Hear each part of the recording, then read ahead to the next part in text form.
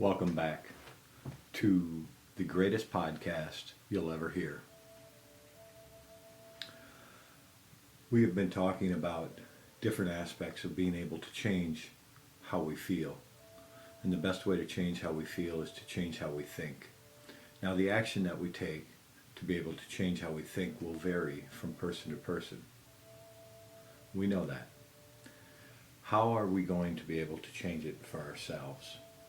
And what is it that we can do to be able to change all of it? To be able to change how we feel, to be able to change how we think, to be able to change what we do and how we do things. So moving forward, sometimes we have to glance at our past to be able to see what it is that we can change and how we can change it. We may need to reconcile something from our past. And if we need to do that, to be able to change the way we think about things, I think it's really important we do that as soon as we can, to the best of our ability. We can't change other people. We can't change the past. The only thing that we can do is take responsibility for the past or reconcile it to the best of our ability. And sometimes in doing so, we will change the way that we think often.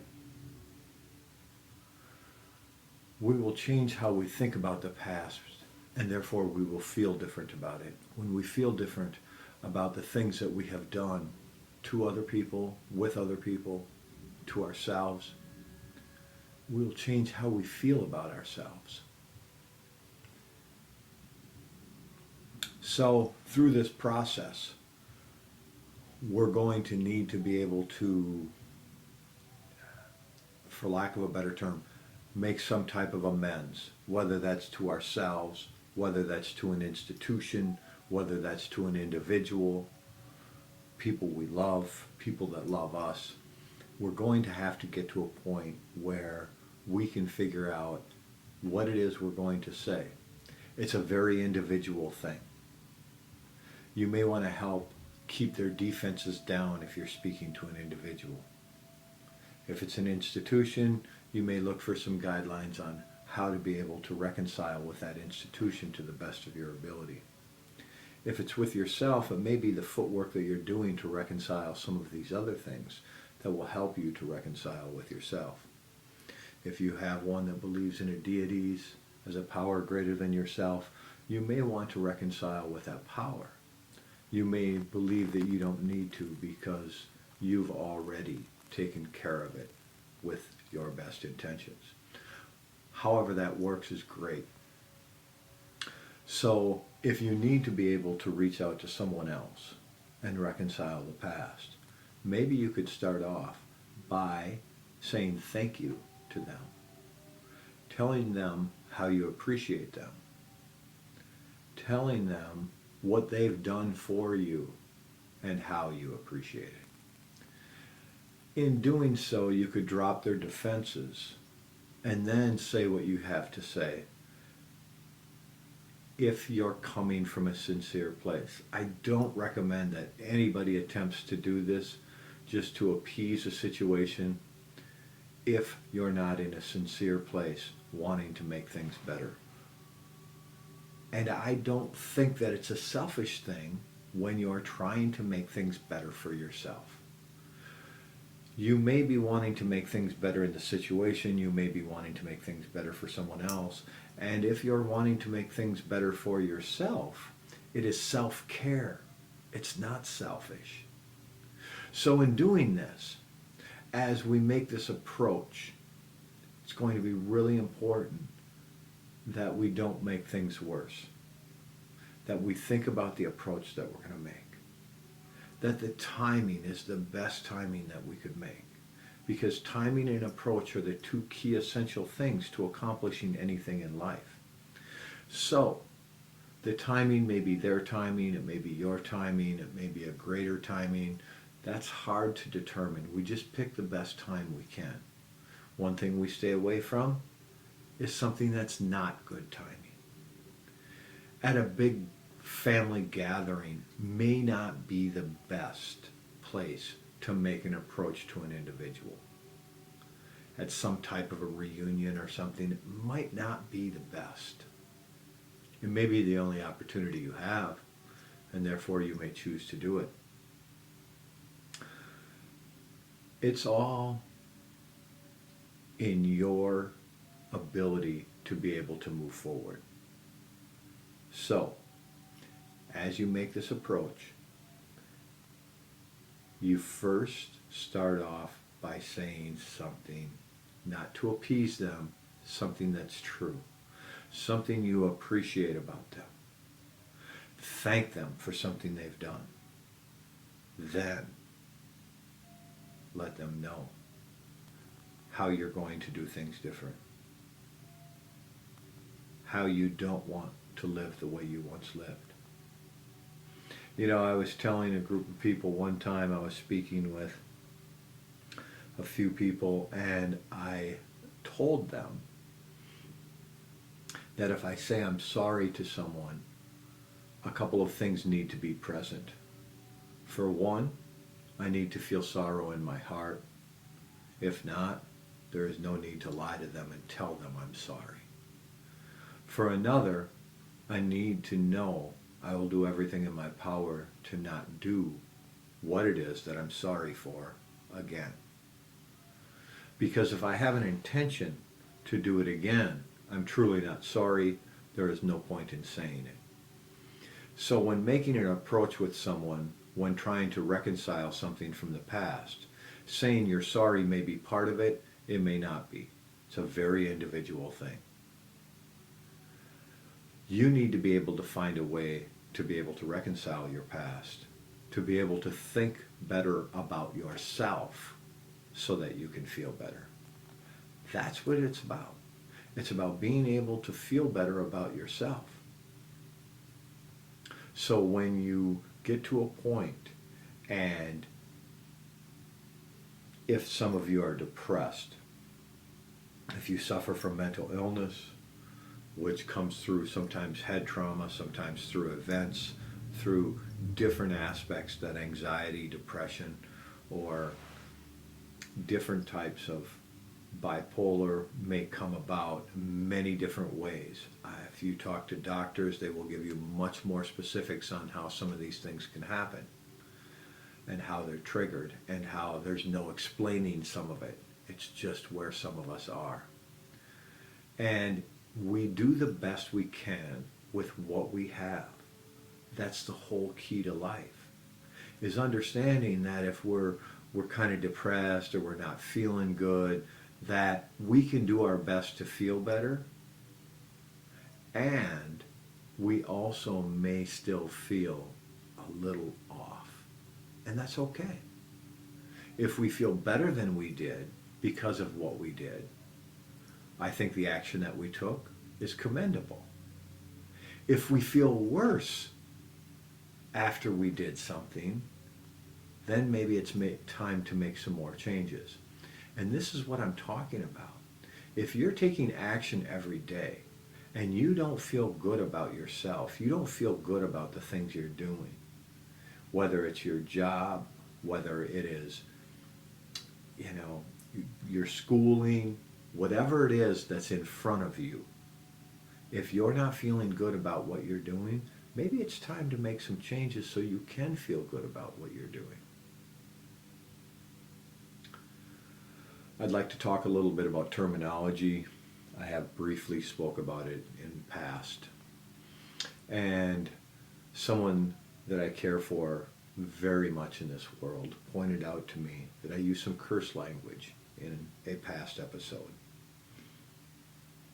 I reviewed what she had to say, and I appreciate the feedback, especially when it's from someone that I care about very much. I do my best to not curse at this point in my life. At one time I had a very filthy mouth, and I thought nothing of it. And if I offended you, then you had some stuff to deal with. And I just moved through it. I was a little colder than what I am. I'm probably a little more emotionally sensitive today. probably more acutely aware of many things.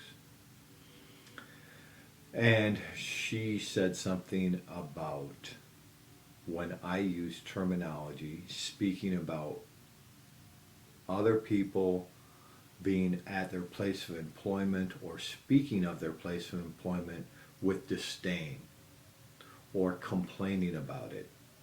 And I used the B word to explain it. And of course, I was not speaking about or to a human being about it, using that terminology. And I use that terminology instead of using the term complaining or disdain or any other terminology I could have used. The reason I bring this up is because it got someone's attention that loves me very much. And when she brings this up, then I realize that it could possibly be distasteful to other people. I don't care to live like that. So I will be more conscious of my own terminology. Even though I don't see that as cussing, to this day I do not see that as cussing. That's not the way it was intended. It's not the way it was said. It was not the terminology I used. It was not derogatory about someone. I would not use that terminology. I do not use that terminology, and I will not use that terminology in that way. What I'm talking about when it comes to terminology is different things that we can say that will change our subconscious. We can say that, well, I have to work tonight, or I have the privilege of working today. I get to work tonight. Either I have to work or I get to. What is the terminology I want to use? How is it that I want to see this? Am I happy that I have a job? That I'm employable? Sometimes with terminology, it's difficult because it's so subconscious we don't even realize it. I do not have to work, and I get to work. So with other terminology, what is it that we're doing to ourselves? When we speak derogatory about someone else, or even about ourselves, let's explore the idea of certain terminology. If I were to be speaking to one of my kids, and we have 4 kids, and they're all adults, and they're wonderful. They're wonderful human beings. And if I said to one of them, oh, I'm not a good parent. I wasn't a good parent when you were growing up.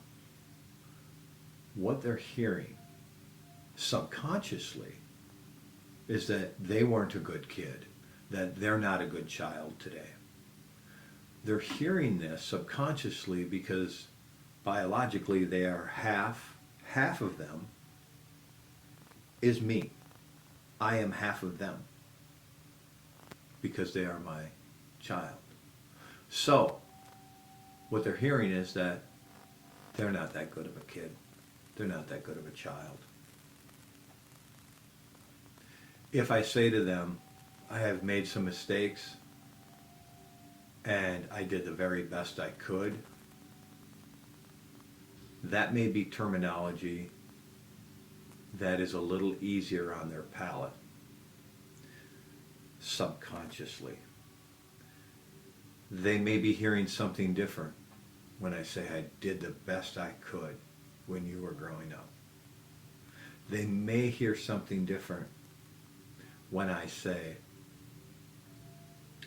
I didn't know always how to do things, and I did the best I could. I was the best dad I could be. I am the best dad I could be today. I do sometimes make mistakes. I'm as human and flawed as anyone in the world. I do have the ability to change, and I will continue to change. I will change my subconscious. I will change my terminology. I will change everything about myself. It would be easy to say in 5 years I will not be the same person. I hope in the next 12 months I'm not the same person. I hope I can continue to change. I hope that I can continue to inspire other people to change. Because before we can change our subconscious and what's coming in, before we can change the terminology we're using about ourselves and others and situations and institutions, before we can change those things, we have to want to. If we don't want to change, we don't have the ability to. We will never have the ability to. We will be defiant.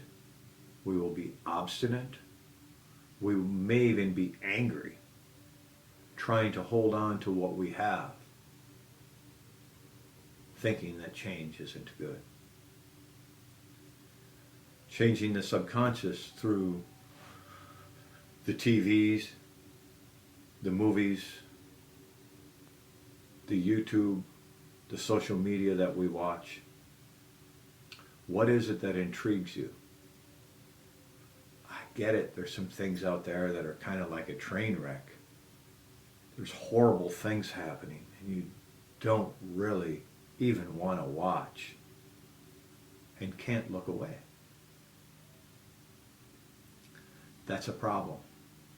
Because when you can't look away, then you're going to watch the next video. You're going to watch the next show. You're going to watch the next movie. Because it intrigues you and you can't look away. And if you choose, you will have the ability to say, I don't even want to start watching this.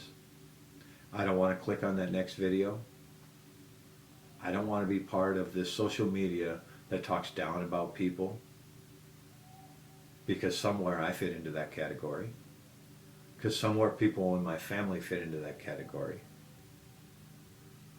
And I'm under the impression that most people in the world have the same ideals. We want to prosper.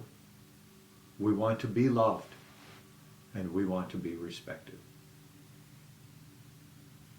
I know most people I've met have not traveled the world a lot. Most of the people I've met have been in an inner circle to me. And the people that I've talked to around this country and around the world seem to desire those things. They want to be respected, they want to be loved, and they would like to prosper in their lives. How we prosper may look a lot different from one individual to the next. And the reason that I say that is because one person may think that prosper has to do with financial.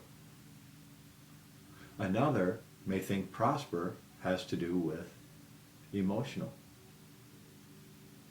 Another may believe that it has to do with physical. And yet again, someone else may believe that prosper has to do with emotional. Or if you're like me, you may believe that prosper has to do with all of them and something more. As for me, that's spiritual.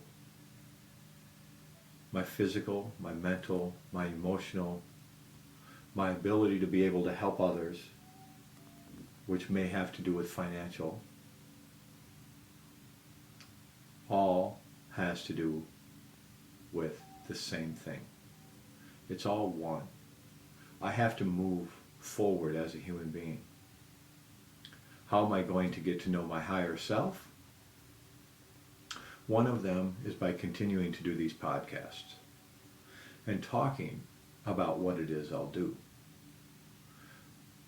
It may be twofold. One, I'm talking about what I'm going to do, and I'm putting it in my subconscious, and I'm moving forward with it.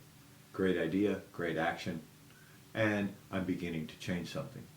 For another, if I say something, I will hold myself to a high enough standard that I believe that I need to be accountable to what it is I'm talking about. I can't talk about something today and then act in the opposite way. I'm not saying I haven't been a fool in my lifetime.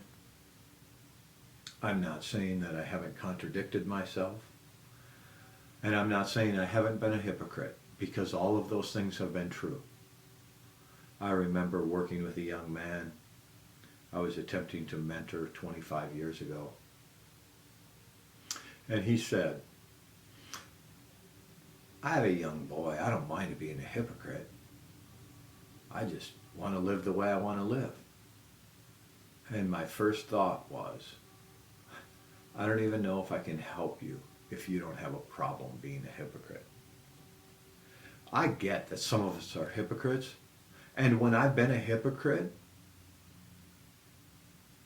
and acted one way, wanting my children to act a different way, at least I have a problem with what it is I'm doing. I desire to do something more or something better for myself. I have a desire to change. I don't have the ability to just say, I don't have a problem being a hypocrite. I had a really hard time working with this man for a short period of time after that, because I didn't know what I could do for him. See, my own morals and values have something to do with the way that I walk through the world. And that may be one of the things that each one of us will need to be able to get comfortable with, or what are our morals and values? And how are we going to move forward with them?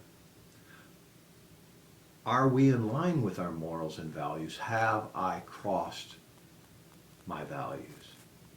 Can I live with how I've crossed my values, my morals? One elder, and I know many of you people probably don't have a checking account today because money moves different in the world than it has in the past, as it will continue to in the future. And writing checks were one of the ways for a couple of generations to extend money, sometimes credit. It was very interesting the way that they worked. They would just write a check out of a checking account, pass that check on. The money would come out of their account some days later. Today we just use a quick debit card. It does the same process almost instantly. Well, there was something called writing a bad check that people would do. They didn't have money in the account and they wrote the check anyway. Kind of like passing that debit card when there's no money in the account, hoping that it will go through. Someone may do that out of desperation because they're trying to feed their family. Morally, they're not okay with it, and there's people in the house that are hungry, and they will do what they can and try to deal with it later. It's more understandable to me than some people blatantly saying, I'm greedy, I'm eager, and I don't care, and using a debit card when they have no money in that account. Equivalent to that type of deal, an elder was telling me years back, he said, it took me 32 years to write my first bad check. So he knew he had no money in the account, and he was writing a check so he could continue to drink. He crossed his morals because he didn't believe he'd ever write a bad check. His drinking wouldn't take him to that level. He said, it took me 2 hours to write my second bad check. Because once he crossed his morals in that way, he was always okay with crossing his morals after that. Now it's okay. Now it's okay. Again and again and again. I think that we do that in many different ways. And I'm using this writing a bad check as an example. and his drinking happened to be a problem for him. Those are types of things that we can talk about in the future. And if we're crossing our morals, how does that make us feel? Right now, if I cross my morals, I cross my values, I do something against my morals or values, I'm not okay with it. I'm uncomfortable. I need to make it right. That's the way I felt for a long time. Now, today, I can't even cross my morals. I don't want to live with how that feels. I'm not comfortable with it. So as I was saying about this podcast, if I'm going to speak something, I must hold it true. I can also speak things into existence because I will co-create everything in my life. I can make it happen. I will tell you, this is what I'm going to do. When I tell you that I go to work every day and I don't call in and I don't show up late, I take the action and I'm co-creating that by telling you that. If I tell you, oh, I walk into work late and it's no big deal, nobody cares. Nobody's going to care for a period of time. And then it's not going to work anymore. It's all about changing our subconscious. I understand that. And so quickly, someone could say something. They could do something. Someone could show up from our past, and all of a sudden, our whole mindset shifts. Our heart races. We get angry for no reason.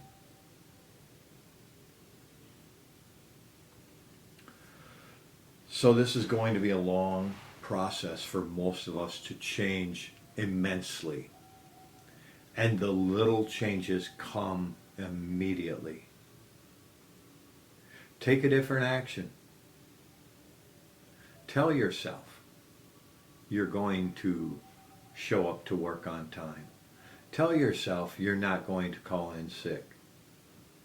Tell yourself you enjoy your job. Now, if none of those things are true, especially if you don't enjoy what you do, maybe it's time to find new employment. Maybe it's time to do something for 40 plus hours a week that you appreciate doing. Maybe it has to do with helping others. Maybe it has to do with just being content.